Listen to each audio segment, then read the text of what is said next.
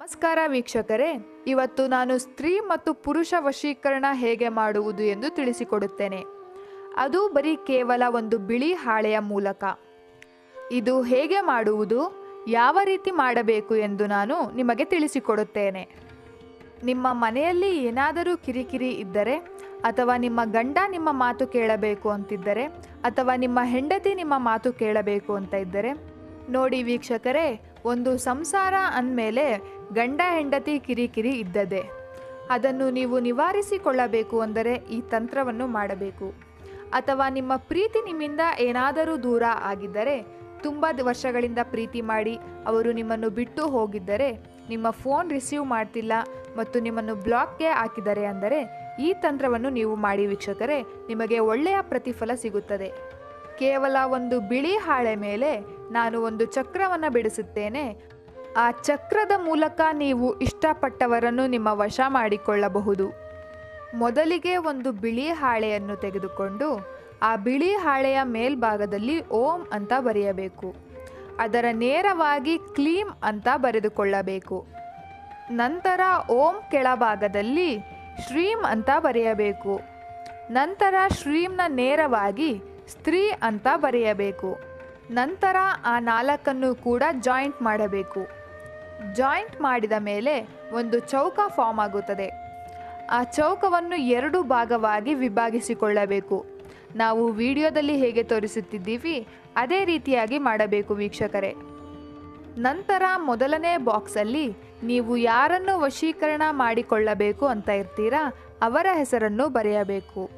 ಉದಾಹರಣೆಗೆ ಅವರ ಹೆಸರು ಸಂಗೀತ ಆಗಿದ್ದಲ್ಲಿ ಸಂಗೀತ ಅಂತ ಬರೆದುಕೊಳ್ಳಬೇಕು. ನಂತರ ಅದರ ಕೆಳಭಾಗದಲ್ಲಿ ಇನ್ನೊಂದು ಬಾಕ್ಸಲ್ಲಿ ನಿಮ್ಮ ಹೆಸರನ್ನು ಬರೆಯಬೇಕು. ಉದಾಹರಣೆಗೆ ನಿಮ್ಮ ಹೆಸರು ಕುಮಾರ್ ಆಗಿದ್ದಲ್ಲಿ ಕುಮಾರ್ ಅಂತ ಬರೆದುಕೊಳ್ಳಬೇಕು. ನಂತರ ಏನು ಮಾಡಬೇಕು ಅಂದರೆ ವೀಕ್ಷಕರೇ, ನೀವು ಯಾರನ್ನು ವಶೀಕರಣ ಮಾಡಿಕೊಳ್ಳಬೇಕು ಅಂತ ಇರ್ತೀರಾ ಅವರ ಡೇಟ್ ಆಫ್ ಬರ್ತ್ ಗೊತ್ತಿದ್ದರೆ ಆ ಡೇಟ್ ಆಫ್ ಬರ್ತನ್ನು ಬರೆದುಕೊಳ್ಳಬೇಕು. ನಿಮಗೇನಾದರೂ ಡೇಟ್ ಆಫ್ ಬರ್ತ್ ಗೊತ್ತಿಲ್ಲ ಅಂದರೆ ಅವರ ವಯಸ್ಸು, ಅಂದರೆ ಅಂದಾಜಿನ ವಯಸ್ಸನ್ನು ನೀವು ಬರೆದುಕೊಳ್ಳಬೇಕು. ಉದಾಹರಣೆಗೆ ಅವರ ವಯಸ್ಸು 25 ಅಂತ ಅಂದುಕೊಂಡು ಇಲ್ಲಿ ಬರೆಯೋಣ.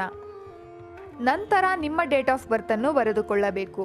ನಿಮಗೆ ನಿಮ್ಮ ಡೇಟ್ ಆಫ್ ಬರ್ತ್ ಗೊತ್ತಿಲ್ಲ ಅಂದರೆ ನಿಮ್ಮ ವಯಸ್ಸನ್ನು ಕೂಡ ನೀವು ಬರೆಯಬಹುದು. ಉದಾಹರಣೆಗೆ 30 ಅಂತ ಬರೆದುಕೊಳ್ಳಿ. ನಂತರ ಆ ಚೌಕದ ಮೇಲ್ಭಾಗದಲ್ಲಿ ಮತ್ತು ಕೆಳಭಾಗದಲ್ಲಿ ಸ್ವಸ್ತಿಕ್ ಚಿಹ್ನೆಯನ್ನು ಬರೆದುಕೊಳ್ಳಬೇಕು. ಸ್ವಸ್ತಿಕ್ ಚಿಹ್ನೆ ಏಕೆ ಬರಿತೀವಿ ಅಂದರೆ ವೀಕ್ಷಕರೇ, ಸ್ವಸ್ತಿಕ್ ಚಿಹ್ನೆಯಲ್ಲಿ ಅದರದೇ ಆದ ಒಂದು ಆಕರ್ಷಣೆ ಮಹತ್ವವಿದೆ. ಆದ್ದರಿಂದ ನಾವು ಸ್ವಸ್ತಿಕ್ ಚಿಹ್ನೆಯನ್ನು ಬರೆದುಕೊಳ್ಳುತ್ತೇವೆ. ದೈವಶಕ್ತಿ ಮತ್ತು ಮಾಂತ್ರಿಕ ಶಕ್ತಿ ಇದೆ ಸ್ವಸ್ತಿಕ್ ಚಿಹ್ನೆಗೆ. ಆದ್ದರಿಂದ ನಾವು ಸ್ವಸ್ತಿಕ್ ಚಿಹ್ನೆಯನ್ನು ಬರೆದುಕೊಳ್ಳಬೇಕು. ಸ್ವಸ್ತಿಕ್ ಚಿಹ್ನೆಯನ್ನು 4 ಭಾಗದಲ್ಲೂ ಕೂಡ ನಾವು ಬರೆದುಕೊಳ್ಳಬೇಕು. ನಂತರ ನೀವು ಏನು ಮಾಡಬೇಕು ಅಂದರೆ, ನೀವು ಇಷ್ಟಪಟ್ಟ ಹುಡುಗಿಯ ಅಥವಾ ಹುಡುಗನ ಹೆಸರನ್ನು ನೆನಪಿಸಿಕೊಂಡು ಕುಂಕುಮವನ್ನು ಆ ಬಿಳಿ ಹಾಳೆಯ ಮೇಲೆ ಹಾಕಬೇಕು. ಕುಂಕುಮವನ್ನು ಹಾಕಬೇಕು. ನಂತರ ಸ್ವಲ್ಪ ಅಕ್ಷತೆಯನ್ನು ಹಾಕಬೇಕು. ಅಕ್ಷತೆಯನ್ನು ಹಾಕಿದ ಮೇಲೆ ಆ ಪೇಪರ್ ಮೇಲೆ 3 ಬಾರಿ ನೀವು ಉಗುಳಬೇಕು ವೀಕ್ಷಕರೇ. ನೀವು 3 ಬಲಿಷ್ಠವಾಗಿ ಉಗುಳಿದ ಮೇಲೆ ಆ ಪೇಪರನ್ನು ಮಡಚಬೇಕು. ಆ ಪೇಪರನ್ನು ಮಡಚಿದ ನಂತರ ನೀವು ಮಲಗುವ ದಿಂಬಿನ ಕೆಳಗಡೆ ಇಟ್ಟುಕೊಳ್ಳಬೇಕು.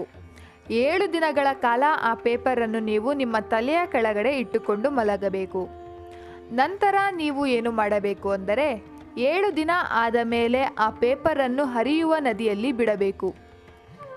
ಈ ರೀತಿ ಮಾಡುವುದರಿಂದ ನೀವು ಇಷ್ಟಪಟ್ಟ ಸ್ತ್ರೀ ಅಥವಾ ಪುರುಷ ನಿಮ್ಮ ಬಳಿ ಬಂದೇ ಬರುತ್ತಾರೆ. ನೀವು ಈ ತಂತ್ರ ಮಾಡಿ ಇದರ ಉಪಯೋಗ ಪಡೆದುಕೊಳ್ಳಿ ವೀಕ್ಷಕರೇ. ಈ ವಿಡಿಯೋ ನಿಮಗೆ ಇಷ್ಟ ಆದರೆ ಲೈಕ್ ಮಾಡಿ, ಶೇರ್ ಮಾಡಿ ಹಾಗೂ ಕಮೆಂಟ್ ಮಾಡಿ.